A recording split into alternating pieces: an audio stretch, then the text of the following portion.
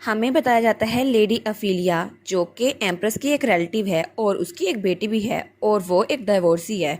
लेकिन जब भी रॉयल फैमिली ड्यूक की शादी की बात करती है तो ड्यूक कहते हैं नहीं नहीं, मुझे दोबारा शादी नहीं करनी। लेकिन अब रॉयल साइड से उनको एक टेरिटरी मिली है तो वाइकाउंट डेयर कहता है और ऑफिशियल रीज़न तो ये है कि वो यहाँ पर रिवार्ड को डिस्कस करने के लिए आ रही हैं क्योंकि ड्यूक को ज़मीन मिली है ना उनकी तरफ से।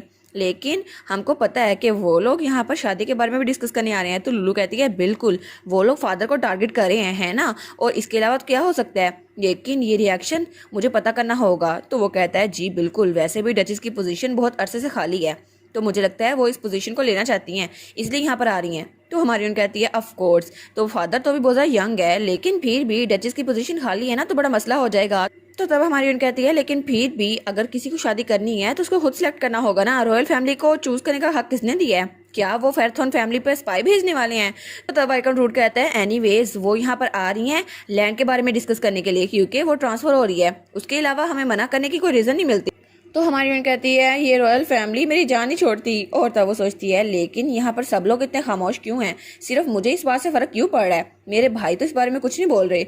और तब वो सोचती है जब मैंने अपने भाई से पूछा तो तुम्हें इस बारे में क्या लगता है, तो एक्जियोन कहता है मुझे नहीं पता, हो सकता है कुछ भी। और एरिस ने तो स्माइल करके दिखाती थी जो वो हमेशा करता था। लेकिन वो सोचती है मे बी वो लड़की जो यहाँ पर आ रही है मेरी स्टेप मॉम के तौर पर वो अच्छी हो, है ना, और वो कहेगी मैं तो यहाँ रॉयल एसेट्स को डोनेट करने के लिए आई हूँ और बहुत ज़्यादा सोना लेके आएगी। लेकिन अगर वो रॉयल फैमिली की साइड से हुई तो क्या पता वो इस सब में इन्वॉल्व हो और शायद वो भी एक फेराथन बन जाए, फिर तो अच्छा हो सकता है ना, मे भी कुछ भी हो जाए। और तब उसका डिटेक्टिव मूड ऑन हो गया था। वो कहती है मुझे ये सब कुछ चेक करना होगा, मैं डबल एजेंट बन के चेक करूंगी।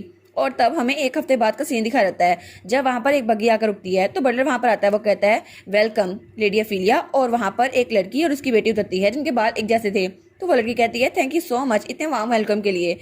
तो तभी हमारी लुलू वहाँ पर आती है। वो कहती है हेलो लेडी अफीलिया। तो तब वो कहती है वेलकम और बड़े अच्छे से उसको ग्रीट करती है। तो वो लड़की कहती है thank you so much little lady, लेकिन आपने मुझे वेलकम किया इसके लिए बहुत ज़्यादा थैंक यू। तो हमारी कहती है जी जी बिल्कुल। और वो दिल में सोचती है मुझे देखकर तुम लोग कुछ समझ ना लेना, मैं तो डिटेक्टिव हूँ जो इसको चेक करिए, स्पाई तो नहीं है। तो तभी बटलर कहता है प्लीज आज आप रेस्ट करें, कल आप ड्यूक से मिल लीजिएगा, आप बहुत ज़्यादा थक गई होंगी ना इतने लंबे सफर से, तो प्लीज आप थोड़ा सा रेस्ट कर लें। वो कहती है कोई बात नहीं, क्या तुम लोग मुझे मेरा कमरा दिखा सकते हो? तो तब वो वहाँ जा रही थी। तो हमारी हीरोइन सोचती है अभी तक तो ये सिर्फ काम की बात कर रही है, अभी तक इसने कुछ शो नहीं किया, तो मुझे लगता है कि ये कुछ भी शो नहीं करने वाली। और तब उनके साथ दो और लोग भी थे, एक छोटी सी बच्ची और एक नैनी जिनके बाल ब्लू थे। तो हमारी सोचती है रॉयल स्पाई और हमारी साइड ये तो बिल्कुल दरमियान में, अभी तक मुझे कुछ पता नहीं चला। अभी तक इनका एक्सप्रेशन ये तो मैं सिर्फ ऑब्जर्व भी कर रही हूँ। और तब वहाँ से गुजर रही थी तो मेड्स कहती है मिस आपको क्या हुआ, आपने ये टोपी कहाँ से पहन ली?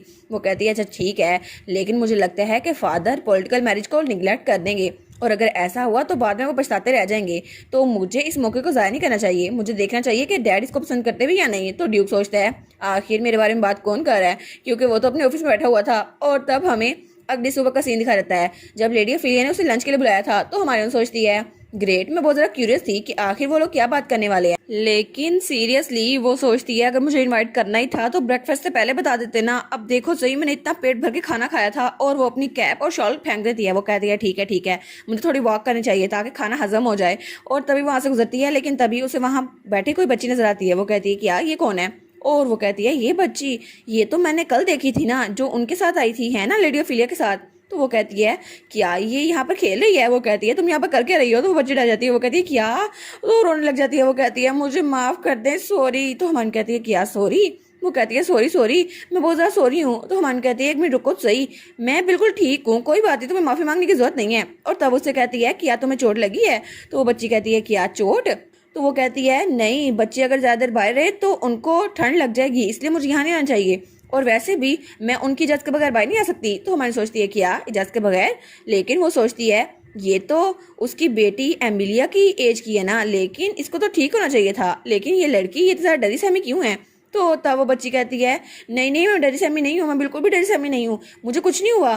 तो तब वो हमारी उनको देख कर रोना शुरू कर देती है। तो हमारी कहती है हैं मैंने क्या कह दिया, अगर ये बीमारी नहीं है तो मुझे लगता है शायद इसको भूख लगी होगी, है ना। तो तब उसे कहती है मैं हूँ लुटीशिया, तुम्हारा नाम क्या है? वो कहती है मेरा नाम दाना है। तो वो कहती है अच्छा चलो दाना हम लोग किचन में चलते हैं। वो कहती है क्या किचन में? तो हमारी कहती है हाँ चलो ना चलते हैं और हम लोग खाना खाएंगे, वहाँ पे बहुत ज़्यादा मज़ेदार चीज़ें बनी होंगी, मैं देखना चाहती हूँ लंच में क्या बना है। और वो उसको लेकर वहाँ चली गई थी।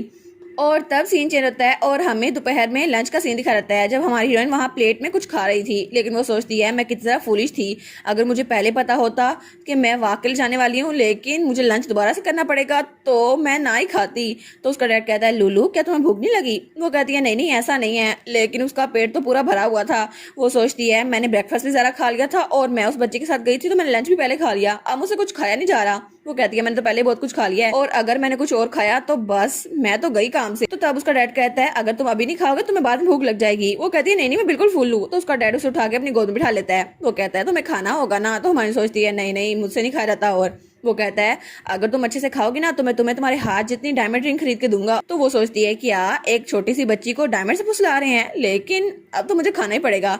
और तब वो मुंह खोल लेती है। तो उसका डैड कहता है हाँ हाँ अच्छे से खाओ, और उसकी चिड़िया भी वहां पर थी। तो तब ड्यूक कहता है तुम्हें अच्छे से खाना होगा, वेजिटेबल्स भी अच्छे से खानी होंगी, इससे तुम्हारा पेट अच्छा होगा। तो तब लेडी ऑफिलिया कहती है मैंने कभी इमेजिन नहीं किया था कि योर एक्सलेंसी आप यंग लेडी के साथ इतने अच्छे से बिहेव करते होंगे और ऐसा लगता है कि आप अपनी बेटी को बहुत ज़्यादा पसंद करते हैं। तो ड्यूक कहता है हाँ हाँ वैसे भी ये बच्ची मुझे बहुत ज़्यादा पसंद करती है और वैसे भी उसने मुझे कहा था मैं सबसे ज़्यादा बेस्ट हूँ। तो वो कहती है ओ माय गॉड। तो ड्यूक कहता है और ये तो मुझे मेडिसिन भी ला के देती है और इसने तो मुझे गले भी लगाया था और ये मुझे माफ़ी मांगने के लिए किस भी करती है। वो कहती है बस कर दे डैड बस कर दे। वो कहता है हाँ हाँ मेरी बेटी बहुत ज़्यादा प्यारी है, देखो ना मेरे साथ चिपकी हुई है। तो वो सोचती है मेरे बारे में ये सब कुछ बताना जरूरी था। और लेडी ऑफिलिया आगे से तो कह रही थी जी जी, लेकिन दिल में वो सोचती है ये आखिर ऐसा क्यों कही जा रहा है। तो हमारी रन सोचती है ये तो मेरा प्रोफेशनल डिमीनर है कि इसकी वजह से ये फादर के बिहेवियर से इफेक्ट नहीं हुई, तो मुझे लगता है कि हमारी साइड पे है ना, तो उसके पॉइंट्स हमारी साइड पे बढ़ रहे हैं। लेकिन वो सोचती है क्या पता ये रॉयल फैमिली की तरफ से ये सब कुछ कर रही हो, तो इस तरफ से ये रॉयल फैमिली की तरफ से है ना, लेकिन मुझे पता क्यों नहीं चल रहा सही आंसर है क्या। तो तभी उन्होंने खाना खत्म कर लिया था और उसकी प्लेट साफ थी। तो तब वो कहती है बस मेरा पेट तो पूरा भर गया है, अब तो मैं सांस भी नहीं ले सकती। तो तभी वहां पर एक लड़की आती है। वो कहती है हेलो क्या तुम लुटिशिया हो? तो हमारी कहती है क्या अब ये कौन है? और वहां पर एफिलिया की बेटी खड़ी हुई थी। वो कहती है हेलो मेरा नाम है सिंथिया। और वो बड़ी स्माइल कर कह रही थी और हमारी सोचती है अच्छा अच्छा ये लेडी अफिलिया की बेटी है। वो कहती है हेलो। तो वो लड़की कहती है तुम कितने जरा क्यूट हो, तुम कितने साल की हो? तो लुटिशिया कहती है मैं 5 साल की हूँ। वो कहती है अच्छा फिर तो एज गैप सबसे ज्यादा बेस्ट है। और तब वो उसको थोड़ा सा घूर के देखती है बड़ी अजीब नजरों से। तो हमारी सोचती है क्या ये मुझे ऐसे क्यों देख रही है? और हमारी नन सोचती है क्या मतलब क्या इसका टारगेट डैड नहीं है? क्या ये मुझसे शादी तो नहीं करना चाहती? क्या इसका टारगेट मैं तो नहीं हूँ? और वो तो अपने आप को इमेजिन भी कर लेती है। वो कहती है इसका मतलब है कि वो लोग डैड के लिए यहाँ पर नहीं आए, वो लोग मेरे लिए आए हैं, लेकिन ये तो कुछ ज्यादा डिलीजन हो रही है मेरी। तब सिंथिया कहती है मैं तो हमेशा चाहती थी कि मेरी एक छोटी सी बहन हो और तुम तो बहुत ज्यादा क्यूट हो। तो हमारी सोचती है अच्छा इसने मुझे क्यूट कहा, फिर तो लगता है कि अच्छी बच्ची है। तो तब वो कहती है और योर एक्सलेंसी क्या आप मेरे इर्द गिर्द भी प्रोटेक्टिव बैरियर लगा सकते हैं? तो वो कहते हैं क्या प्रोटेक्टिव बैरियर? तो ड्यूक कहता है लेकिन तुम्हारी एज के हिसाब से तो ठीक रहेगा ना, वैसे भी कोई डिफरेंस नहीं आने वाला, तुम कुछ दिनों के लिए यहाँ पे रहने वाली हो। तो वो कहती है नहीं नहीं मेरा कहने का मतलब था हमें नहीं पता हम कितने दिन तक यहाँ रहेंगे, तो क्या पता मुझे कोई इन्फेक्शन हो जाए, तो इसलिए मैं चाहती हूँ कि आप मेरी मोम से अच्छे से बात करें और मुझे प्रोटेक्टिव बैरियर दे दें। तो उसकी मोम कहती है हाँ ये कह तो ठीक रही है, इसमें कोई मसला तो नहीं होना चाहिए। तो ड्यूक कहता है ठीक है, और तब वो अपनी पावर यूज करता है और उसके इर्द गिर्द प्रोटेक्टिव बैरियर बना दिया था। वो कहती है थैंक यू योर एक्सलेंसी। और तब वो कहती है और मोम मैं इस बच्ची को अपने साथ रखूंगी ठीक है, और ये तो मेरी बहनों की तरह है ना बिल्कुल। और हमारी हीरोइन तो उसके सामने बिल्कुल छोटी सी बच्ची लग रही थी, बिल्कुल किसी डोल की तरह। वो कहती है आप लोग अपना प्राइवेट टाइम एंजॉय कीजिएगा क्योंकि मैं तो इसको अपने साथ लेके जाने वाली हूँ। तो हमारी सोचती है क्या एक मिनट रुको, इसने मुझे ऐसे पकड़ा क्यों है? तो तभी वो वहां से उसको खींच के ले जाती है। वो कहती है ठीक है लुटिशिया मुझे अपना कमरा दिखाओ। तो हमारी कहती है क्या ये मुझे ऐसे खींच के क्यों ले जा रही है, और मुझे छोड़ तो दो, मुझे तो डैड की और तुम्हारी मोम की बात सुननी थी, आखिर तो मुझे बात क्यों नहीं सुनने दे रही। और लुटिशिया बेचारी की तो हालत बुरी हो गई थी। वो कहती है ये मुझे ऐसे खींच के क्यों ले जा रही है, जरा मेरी हालत तो देखो। और इसी के साथ ये वाला पार्ट यहीं पर ख़त्म। तो आप लोग बताइएगा आप लोग को ये पार्ट कैसा लगा, और वीडियो को लाइक और चैनल को सब्सक्राइब लाजमी कीजिएगा। बाकी वीडियोस का लिंक भी स्क्रीन पर नज़र आ रहा होगा, तो काइंडली उनको भी चेकआउट कर ले। और thank you so much for watching my videos. Stay safe, bye bye.